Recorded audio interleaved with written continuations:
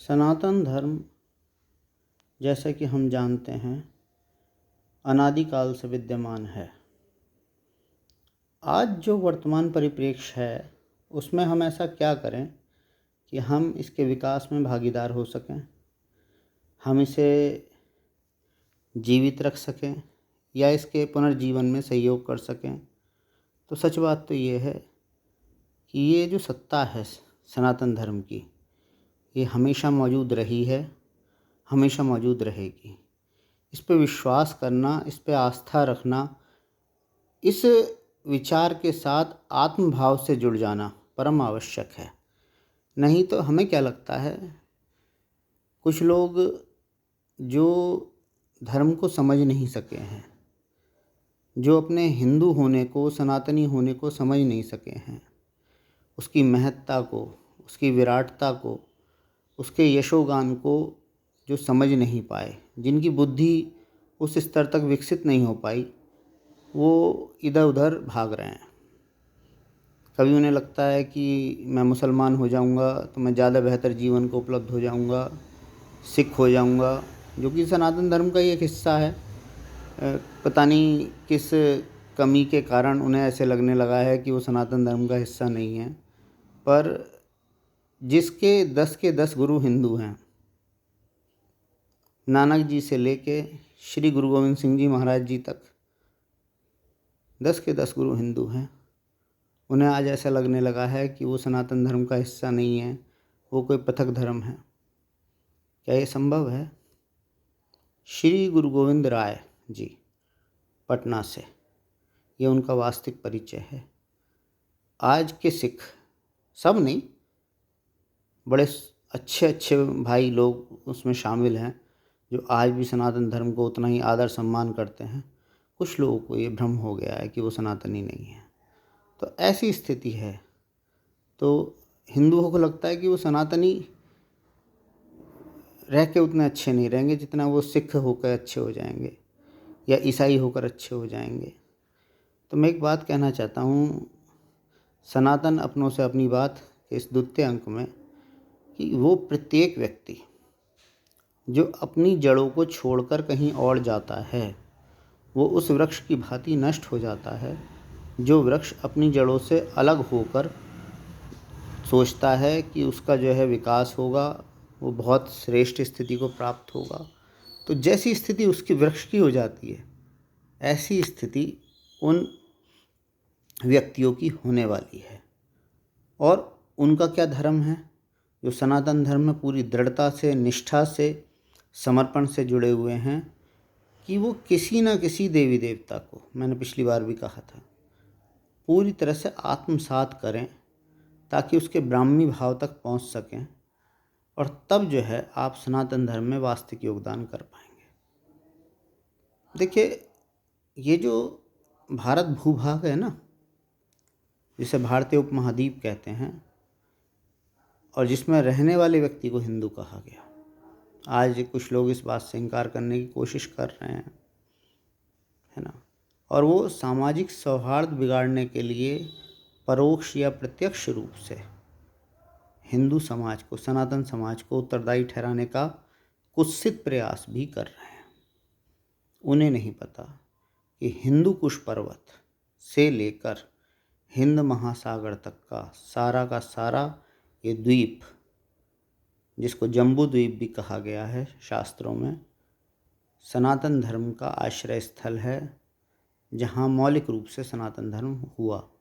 इसमें एक बात और मैं कहना चाहूँगा, कुछ लोगों को लगता है कि आर्य, मतलब हिंदुओं का एक और पर्यायवाची आर्य, ये इन्वेडर्स हैं जो कि मध्य एशिया से यहाँ पर आए, यहाँ के मौलिक निवासियों को उन्होंने भगाया, जिन्हें वो द्रविड़ कहते हैं, और बाद में वो उत्तरी भूभाग में स्थापित हो गए, और आज वो कह रहे हैं कि वो यहाँ के वास्तविक निवासी हैं, वो हिंदू हैं, वो न सनातनी हैं। तो बहुत अच्छे से एक बात समझ लीजिए कि जो महादेव त्रयी है, ब्रह्मा विष्णु महेश, उसमें ब्रह्मा जी ने सृष्टि की रचना की, और सृष्टि की रचना जब उन्होंने की तो सबसे पहले जो उन्होंने संतान उत्पन्न की वो सप्तऋषि थे। देव ऋषि नारद भी बाद में आए हैं। और हुआ क्या कि जो भी उस समय ऋषि सत्ताएं उत्पन्न हुई, वो जन्म लेने के साथ ही तुरंत जो है भगवत भक्ति में या शिव भक्ति में लग गई, और किसी प्रकार की सृष्टि के उत्पादन में उन्होंने कोई सहयोग नहीं किया। तब स्वयं महादेव के आशीर्वाद से, स्वयं भगवान विष्णु के आशीर्वाद से ब्रह्मा जी ने मानस सृष्टि की, और मनु और शतरूपा का जन्म हुआ, जिनसे समस्त सृष्टि जो है आज इस रूप में व्याप्त है। तो आज इस पूरे के पूरे पृथ्वी पर जो भी व्यक्ति मौजूद हैं, वो मनु और शतरूपा की संतान हैं। और जब वो उनकी संतान हैं, तो व्यवहारत रूप में, व्यवहार में, चाहे आप पति पत्नी के रूप में हैं, क्योंकि सृष्टि का उत्पादन आपको करना है। अब ये कोई नैतिक आधार नहीं है, ये पूरी तरह से एक प्रैक्टिकल अप्रोच है कि अगर आपको सृष्टि का संरचना करनी है, सृष्टि के निर्माण में सहयोग देना है, तो आपको जो है व्यवहारिक रूप से पति पत्नी की तरह से व्यवहार करना पड़ेगा, समझे। और इसमें एक और बात बता दूं कि मनु और शतरूपा आपस में भाई बहन नहीं है, क्योंकि भाई बहन का मतलब है कि किसी माता पिता से जिनका जन्म हुआ हो। ब्रह्मा जी की मानसिक शक्ति से एक अंडज में प्राण का संचार हुआ, उस अंडज के 2 भाग हुए, और उसमें से एक भाग से मनु की उत्पत्ति हुई है और दूसरे से शतरूपा की उत्पत्ति हुई है। अब ये बहुत ही अंदर की बात है जो मैं आपसे कह रहा हूँ। तो ये जो सनातन धर्म है, इस रूप में जो है सृष्टि में आया, और पूरी पृथ्वी पर फिर सनातन धर्म का प्रसार हुआ। धीरे धीरे जब कोई बहुत महान व्यवस्था जो है किसी रूप में आती है, तो उसके अंदर कुछ कमियां भी उत्पन्न होती हैं। तो जैसे जैसे व्यवस्था आगे को बढ़ी, प्रजा आगे को बढ़ी, समझे, लोगों के मन में जो विचार वैमनस्य उत्पन्न हुआ, उन्होंने अपनी अपनी विचारधारा को बल देना शुरू किया, और तब पृथ्वी के अलग अलग हिस्सों में अलग अलग सभ्यताओं का उदय हुआ।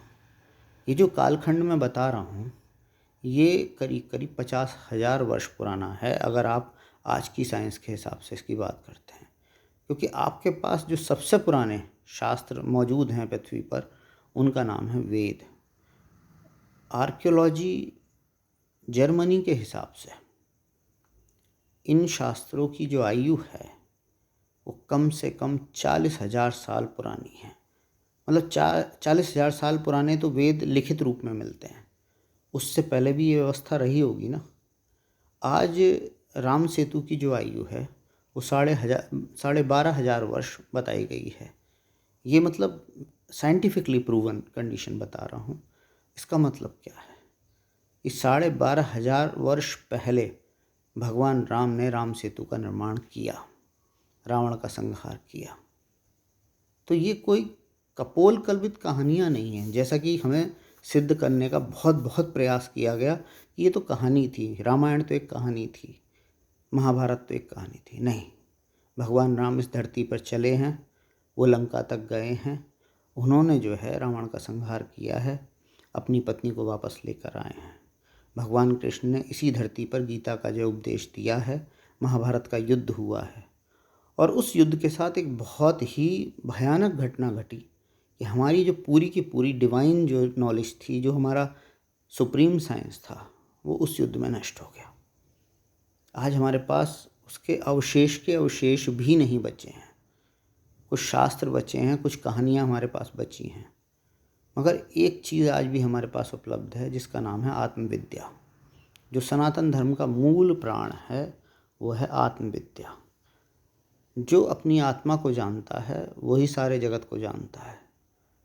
तो किसी आत्मनिष्ठ योगी को, आत्मनिष्ठ संत को खोजिए, उसके चरणों में बैठिए, इस आत्मविद्या को प्राप्त करने का प्रयास कीजिए।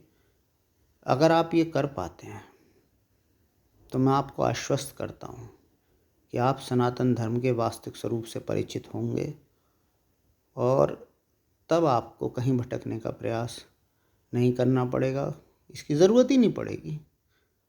क्योंकि जो अपने मूल को जानता है वो कहीं नहीं जाता, वो सदैव अपने वास्तविक स्वरूप में स्थित रहने का प्रयास करता है। बाकी इसके अगले अंक में दोबारा मिलेंगे। प्रत्येक सनातनी से मेरी बात हो रही है, इसे समझने का प्रयास कीजिएगा। ये अपनों से अपनी बात है। अपनी सनातन संस्कृति के गौरव को अनुभव कीजिए। आपका कल्याण हो। गुरुदेव आप पर अपनी कृपा बनाए रखें।